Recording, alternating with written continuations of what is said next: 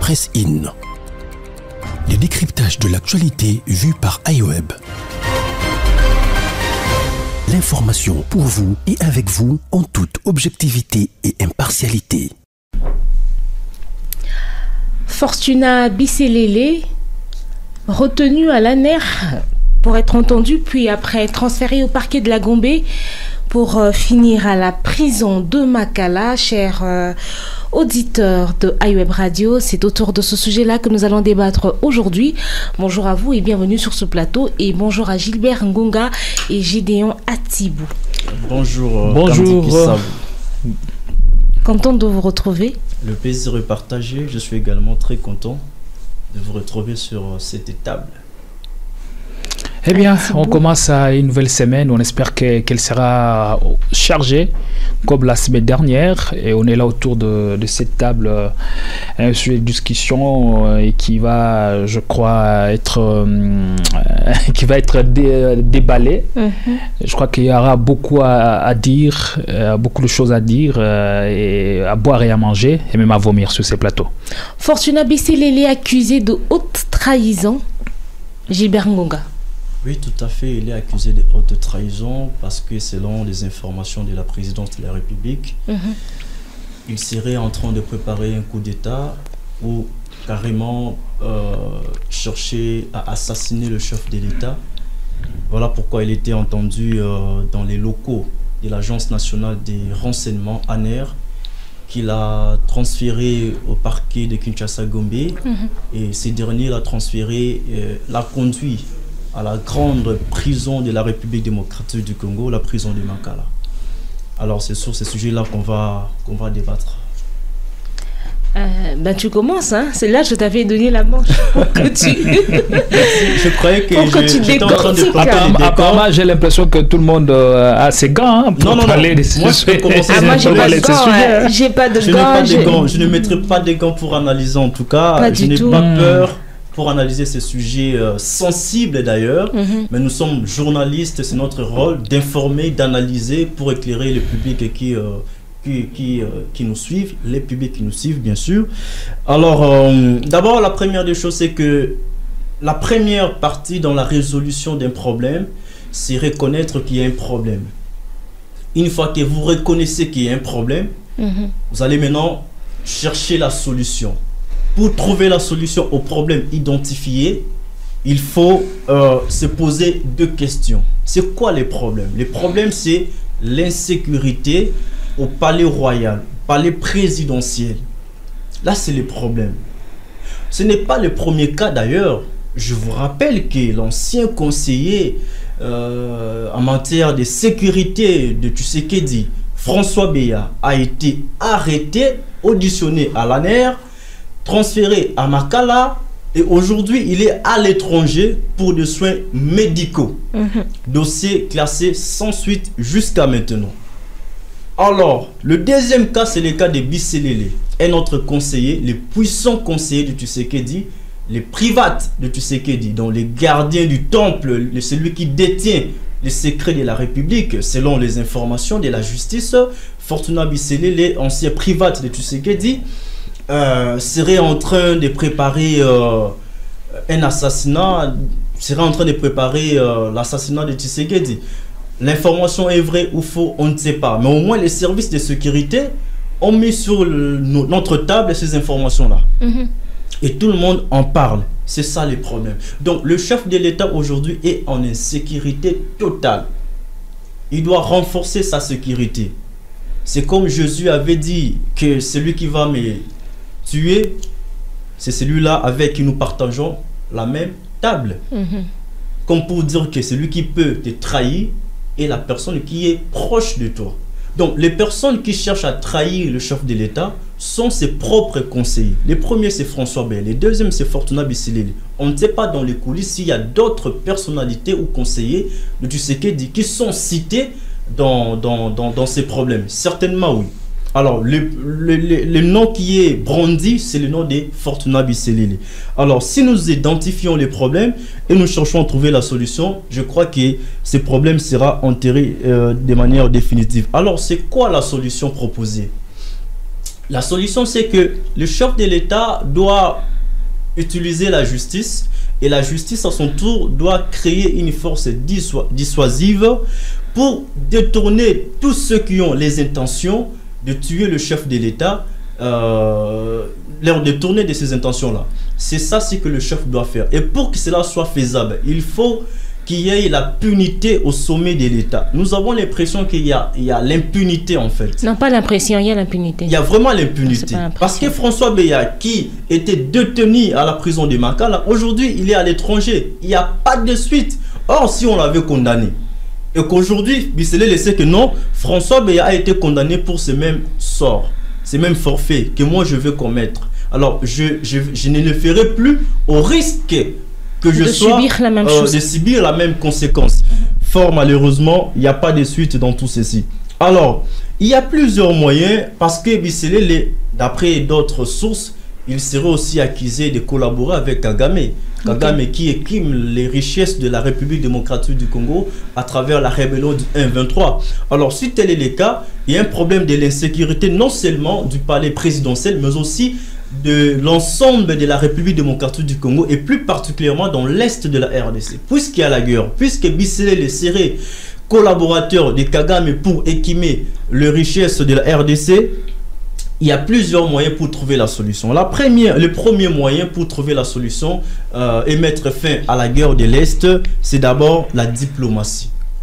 Les balais diplomatiques, on a vu ça par-ci par-là, ça n'a pas marché. Mais c'est le premier moyen pour mettre fin à une guerre. Le deuxième moyen, c'est l'économie. La RDC devrait mobiliser les recettes pour doter les forces armées de la République démocratique du Congo de moyens et que ces militaires parviennent à protéger l'intégrité nationale et bouter hors d'état de nuire l'ennemi. Le troisième moyen pour mettre fin, en tout cas à la guerre de l'Est, c'est justement mener une guerre contre l'agresseur. L'agresseur qui est connu, qui est identifié par les services de sécurité de la RDC. L'agresseur ou les agresseurs, c'est le Rwanda et l'Ouganda notamment. Ce sont eux qui nous agressent et principalement les Rwandais. Aujourd'hui, le Rwanda a les moyens de nous mener la guerre. Nous aussi, nous pouvons mener la guerre au Rwanda parce que notre armée est une armée forte.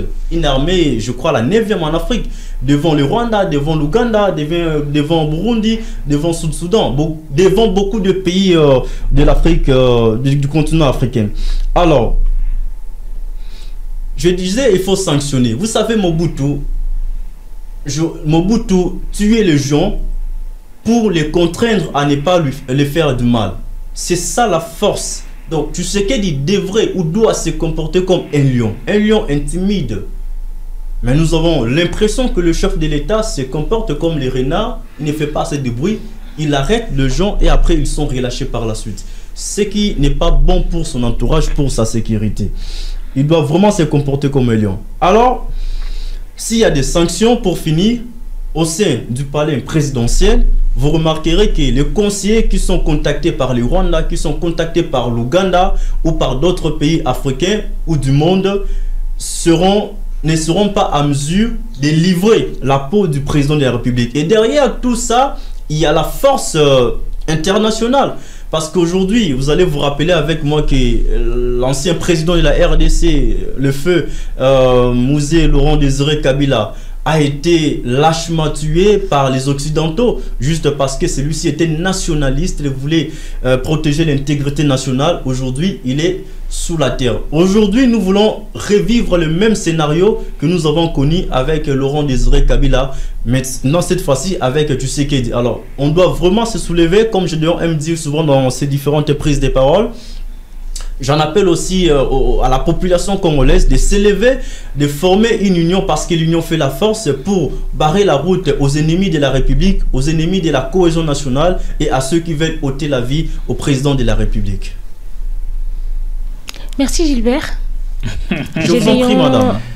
Atibou. C'est gratuit, c'est ça mon travail. Je crois qu'aujourd'hui, je vais essayer de parler, non pas en tant qu'un journaliste, en tant qu'un éditorialiste, mais je vais parler aujourd'hui en tant qu'un fils du pays, en tant qu'un patriote, quelqu'un qui a l'amour pour sa patrie, et cette patrie qui nous a tout donné, cette nation qui nous a bercé et qui a fait de nous ce que nous sommes aujourd'hui. En tout cas, nous devons lui rendre l'ascenseur ou l'appareil si possible. Et j'ai bien aimé l'intervention de Gilbert, dans laquelle il a parlé de la reconnaissance du problème et aussi de l'impunité au sommet de l'État. Et ce sont deux points essentiels qui en tout cas, qui ont frappé dans mon œil. Et de ce point de vue, je suis d'accord avec lui. Je pousse pleinement son idée. Quand il parle de l'impunité au sommet de l'État, nous sommes en train de le vivre, de le voir tout le jour qui passe, que on n'a pas encore arrivé à activer cette justice qui peut dissuader à tous ceux-là qui sont impliqués soit dans le détournement, soit dans des malversations financières ou encore dans des coups fourrés contre les institutions de la République. Et ça, c'est un fait très important, car l'impunité nie l'état des droits et tue en même temps l'état des droits. La sanction sans complaisance est un attribut essentiel de droit, vous voyez, de l'état des droits, voulais-je dire. Et on doit se baser sur ça. Le chef de l'État doit s'arc-bouter sur ces principes-là pour arriver à dissuader tous les ennemis. S'appuyer sur ces principes-là pour quand même avoir quand même l'éclosion de choses dans notre pays. Et un autre point essentiel que vous avez effleuré, c'est le point de la reconnaissance du problème. Et nous devons reconnaître le problème pour espérer voir le changement, pour espérer avoir la solution à la situation qui est la nôtre. Et aujourd'hui, je peux vous avouer que le problème, c'est Félix Tshisekedi. Le problème, c'est Félix Tshisekedi. Et Félix Tshisekedi, c'est le problème du Congo actuellement. Quand on se rentrait ou encore remontait dans la genèse de son ascension au pouvoir, le chef de l'État est arrivé dans des conditions que tous nous connaissons. Et tous aujourd'hui, nous sommes conscients du rapprochement de Kinshasa et Kigali, le rapprochement entre les deux pays. Et présentement, le chef de l'État congolais est en train maintenant de se battre comme un diable dans un bénitier pour essayer de se débarrasser au moins de la main trop forte de Kigali. Ça, en tout cas, c'est un geste que nous sommes en train de voir, un geste que nous sommes en train de saluer, et nous sommes en train de le voir. Il est en train de se battre sur tout le front, sur le front militaire, il est sur le front diplomatique pour essayer quand même de faire asseoir l'autorité de l'État. Et c'est vrai, il a été le problème du Congo. Et la ligne ou encore la direction qu'il est en train de tracer actuellement me convainc ou encore me pousse à dire que voilà, le chef de l'État, nous devons le soutenir et nous devons l'accompagner en tant que fils du pays et en tant que surtout patriote. Très souvent, j'ai toujours été très très dur dans mes analyses, je n'ai toujours pas été tendre avec le chef de l'État, mais aujourd'hui je suis quand même en train de reconnaître quand même que l'homme a pris les centres de la mesure et il est en train de prendre cette casquette du sauveur de la nation, du sans-père pompier qui veut quand même éviter les désastres à la République démocratique du Congo. Il s'est rapproché du Rwanda et il s'est rapproché du Rwanda justement parce que lorsqu'on arrive au pouvoir, lorsqu'on n'a pas des assises assez considérables, il fallait quand même faire avec le Rwanda. Et dans ce jeu-là, le Rwanda a aidé le Félix Tshisekedi dans beaucoup de choses. Le Rwanda a même envoyé des hommes ici à Kinshasa, entre autres Fortuna Bisselele. Fortuna Bisselele, il n'est pas surprenant aujourd'hui que l'on nous présente Fortuna Bisselele comme un espion de Rwandais. Il n'est pas surprenant aujourd'hui que l'on nous parle de ce profil de Fortuna Bisselele comme étant l'un de collaborateurs ou l'un de Congolais à pied d'œuvre pour chercher à éliminer physiquement le chef de l'État. Ce ne serait pas surprenant au regard du passé de l'homme. L'homme a été d'abord tour à tour protocole et agent au sein du RCD Goma.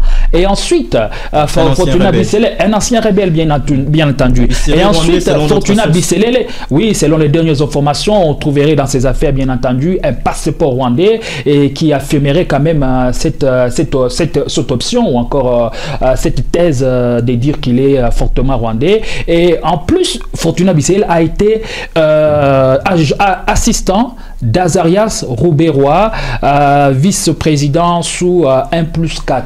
Et tout récemment, vous avez entendu à travers le média international qui a balancé les vérités sur le soutien d'Azarias Rouberois à une rébellion dans la partie Est. Mais pour moi, je me dis que ça paraît un peu surprenant. C'est un peu anodin, mais en réalité, cela n'est le pas. Puisque le fait reproché à Fortuna Bisselele et l'insurrection ou encore la rébellion, le soutien à une rébellion dans l'est du pays, les deux faits surgissent presque au même moment.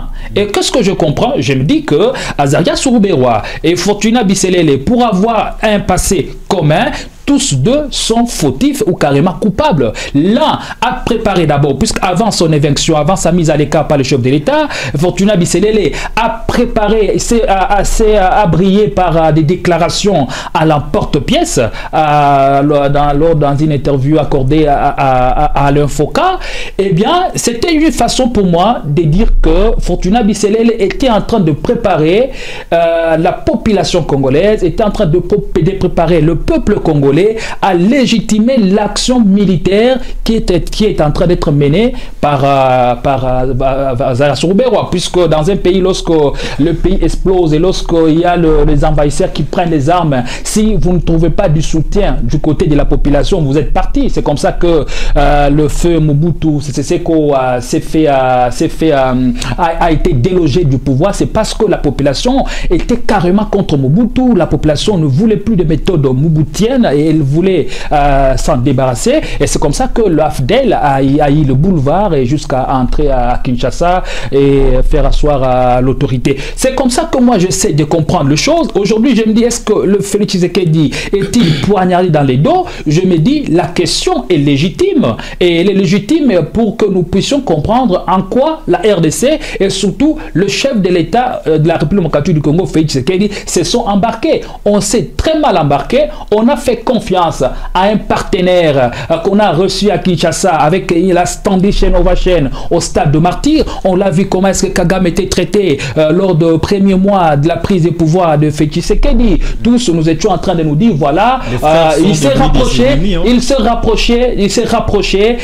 de Kagame. En réalité, la méthode, je ne vois pas Félix Tshisekedi en train de vendre le Congo comme on a l'intention, comme on l'a toujours dit par le passé. Moi, je veux que c'était une stratégie pour justement pousser Kagame, pour contraindre Kagame. Mais une stratégie qui n'a pas été aussi très bien ficelée quand on sait que Kagame, c'est pas un monsieur à qui vous pouvez faire confiance. Malheureusement, aujourd'hui, l'homme est en train de se réveiller. Le chef de l'État a pris son bâton de pèlerin, il a pris son sceptre et il veut impérativement remettre le pays sur les rails. Et c'est là maintenant, quand vous êtes dans une telle situation, quand vous êtes dans un pays qui est convoité par le pays voisin et que le chef de l'État prend conscience, il veut maintenant se débarrasser de tous les conseillers aux agendas occultes et dont les appétits individuels cèdent à l'intérêt général, eh bien ça va susciter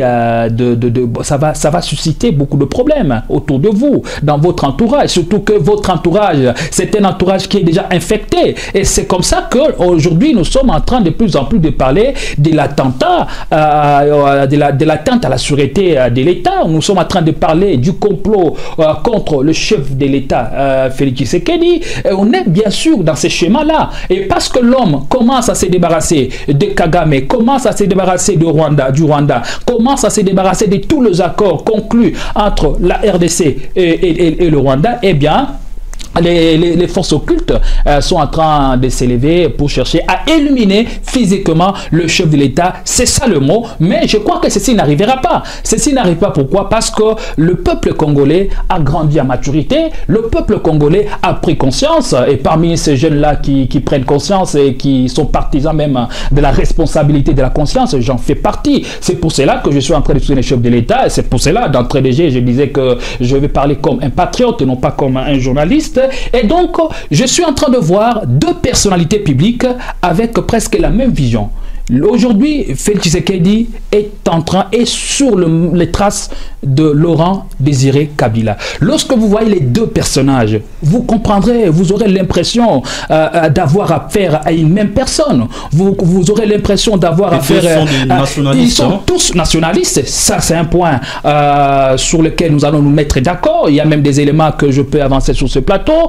Ils ont tous l'amour de la patrie. Ils veulent prendre la défense des intérêts congolais, et en eux, vous retrouverez la volonté de faire changer les choses, comme il y en avait dans le chef de Laurent Désiré Kabila. Aujourd'hui, nous sommes en train de le voir avec Félix Tshisekedi. Il a une forte volonté de faire changer les choses, et lorsque vous avez une forte volonté de faire changer les choses, et que vous êtes nationaliste, eh bien, les ennemis de la paix chercheront justement à vous mettre le bâton dans le roue. Mais ceci n'arrivera pas, parce que nous, Congolais, nous sommes là, et nous allons défendre jusqu'au bout. Alors, Madame Kanzi, moi j'ai l'impression que Tshisekedi est le problème et la solution de la RDC, et puis selon les propos tenus par notre confrère Gédéon Atibou, on a l'impression de croire que Azarias Rouberois, ancien président de la RDC, travaillerait ensemble avec Bisselele pour déstabiliser la République démocratique. Juste 2 minutes, 30 secondes, je vous complète. Ouais.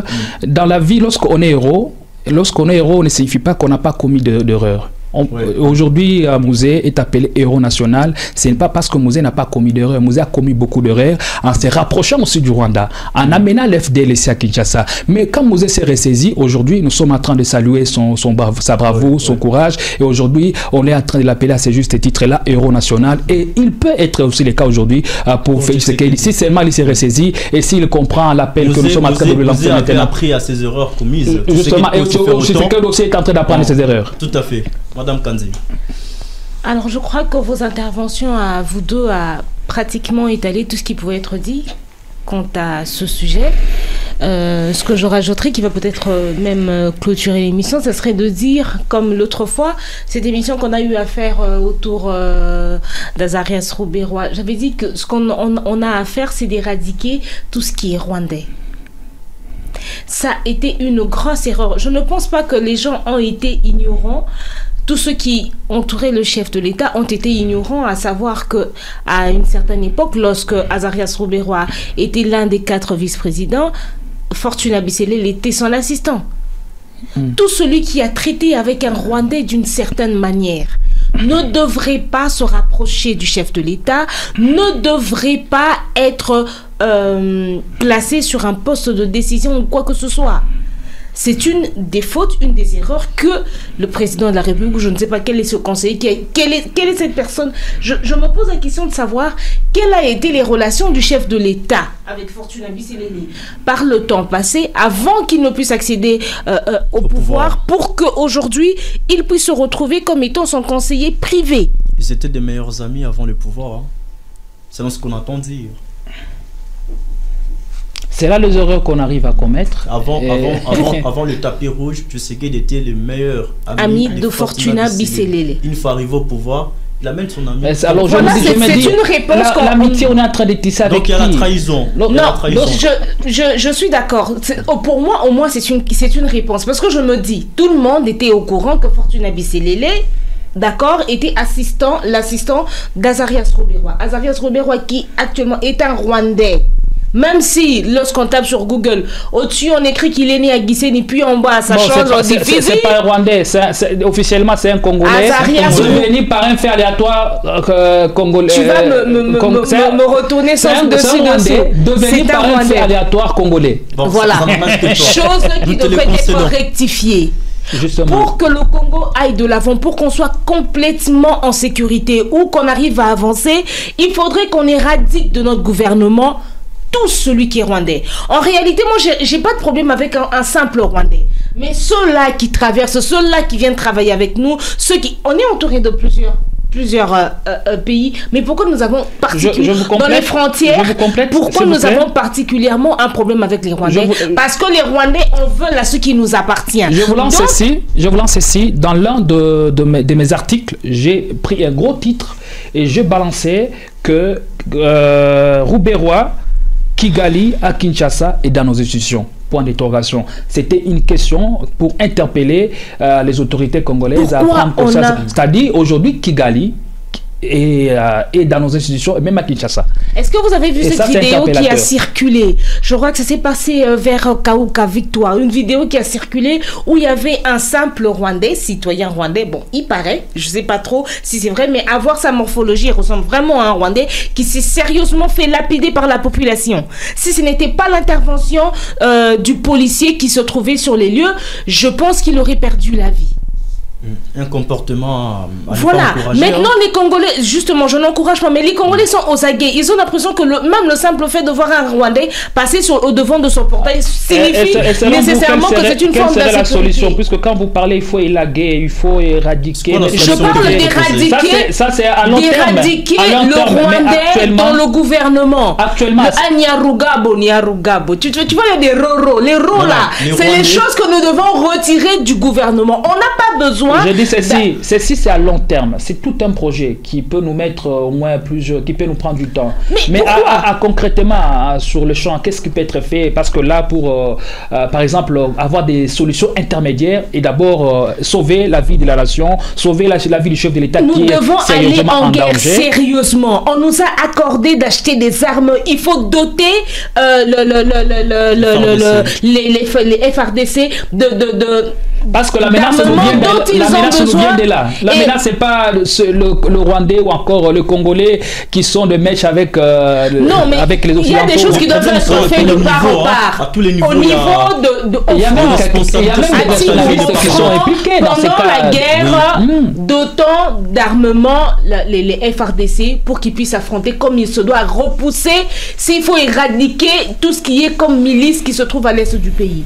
Et ceux qui se trouvent ici, comme on a fait avec Fortuna Bisselele, encore on espère qu'on n'entendra pas dire qu'il a fait un malaise, et voilà qu'on l'a envoyé pour des soins médicaux à l'étranger, comme par exemple on a connu avec François Meya, comme on a connu avec Willy Bakonga et ainsi de suite. On espère que la justice va faire son travail en maintenant Fortuna Bisselele en prison, en lui réservant le sort qu'il faut à celui qui est un traître. Et continuer de faire ce travail, chercher à dénicher, à soutirer les informations sur tous ceux qui entourent le chef de l'État, tous ceux qui se trouvent dans notre gouvernement, qui auraient une origine, si pas rwandaise, tous ceux qui sont d'une manière ou d'une autre sont en train de nous combattre, et les éradiquer de là, c'est tout. Ma solution serait simple. Propose et puis moi je vais proposer. Oui, vous allez proposer. Ma solution serait simple, parce qu'aujourd'hui nous sommes tous conscients que la vie de la nation est en danger, la vie du chef de l'État est en danger. Et nous nous levons en tant que les soldats de cette nation. Nous allons servir ces pays avec notre stylo, avec notre cerveau et puis avec notre micro. C'est ça notre arme.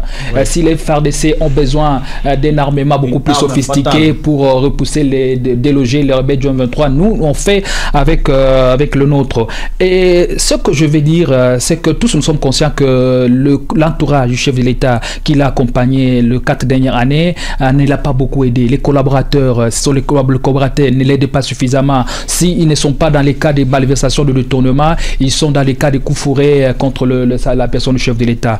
Maintenant, là, je vais m'adresser au chef de l'État. Monsieur le Président, là, c'est un patriote, c'est un jeune Congolais. Au-delà de ma casquette de journaliste, je m'adresse à vous et je vous demande, Monsieur le Président, de bien vouloir raser tous ceux qui sont autour de vous, de bien vouloir au moins défenestrer les collaborateurs aux agendas occultes qui sont en train de vous mettre le bâton dans la roue. Et pour ce faire, vous pouvez compter sur le renouvellement de la classe politique. Moi, je suis en train de vous parler, j'ai quelque chose de solide à vous proposer proposé, eh bien, le chef de l'État, vous pouvez bien opérer le choix sous ma personne et je vous aiderai. Écoutez, ça c'est sérieux. C'est sérieux. Je demande au chef de l'État d'opérer le choix sous ma personne. Et je peux vraiment l'aider à concocter certaines idées, à concocter certaines solutions pour que nous puissions justement amener les pays à l'émergence et pour que son mandat soit une réussite. Parce que les collaborateurs qui sont à ses côtés, ce sont des collaborateurs aux agendas occultes et qui ne l'aident pas suffisamment. Et nous maintenant, nous voulons maintenant prendre la relève de ces pays et nous voulons l'accompagner car il est notre chef de l'État. Reconsidérer les enjeux auxquels notre pays est confronté, on peut bien l'aider. Et sur ce, je demande au chef de l'État de me nommer en tant que l'un de ses collaborateurs, en tant que l'un de ses conseillers pour que ces pays puissent changer. Mais tu n'es pas chômeur, tu travailles quelque part, tu vas quitter iWeb. Alors voici les propositions que moi j'ai en tout cas pour trouver la solution à ces problèmes identifiés. La première solution, on n'a plus de temps. La solution n'est pas de raser tous les Rwandais qui se trouvent dans les institutions. Parce que même au Rwanda, il y a des Congolais qui travaillent dans les institutions rwandaises. La seule différence, c'est que... Tu peux me citer mais le porte-parole du président... Mais c'est là que Kinshasa ne les utilise pas, Kinshasa ne les manipule pas. La seule différence, c'est que les Rwandais sont utilisés et manipulés par le pays d'origine. Les Rwandais qui travaillent en RDC travaillent pour les intérêts du Rwanda. Mais les Congolais qui travaillent au Rwanda ne travaillent pas pour les intérêts de la RDC, mais pour les intérêts du Rwanda. Donc on ne peut pas raser les Rwandais dans les institutions parce que c'est de leur droit de travailler dans les institutions, tout comme il y a des Congolais qui travaillent dans les institutions au Rwanda. Ce n'est pas un problème. Le problème, c'est de faire une purge au sein de l'armée, parce qu'il y a des généraux, il y a des officiers rwandais qui dirigent notre armée. Des Rwandais dans notre gouvernement, dans une institution quelconque, nous allons être en insécurité. Jamais d'accord sur ce point-là avec vous, Gilbert Monga, il ne faut pas dire des choses comme ça. C'est pas possible. Pour un autre jour. Comme député national, on veut de tous les étrangers sauf les Rwandais. Non, pourquoi? Là, à compter le nombre de femmes, d'enfants et hommes, j'accepte. Je deviens raciste, je deviens xénophobe, je deviens tout ce que tu veux. Quand il s'agit du Rwanda, on ne veut pas de Rwandais. On ne veut pas de Rwandais, même pas un peu, même pas un chien rwandais. Non. Presse In. Le décryptage de l'actualité vu par iWeb.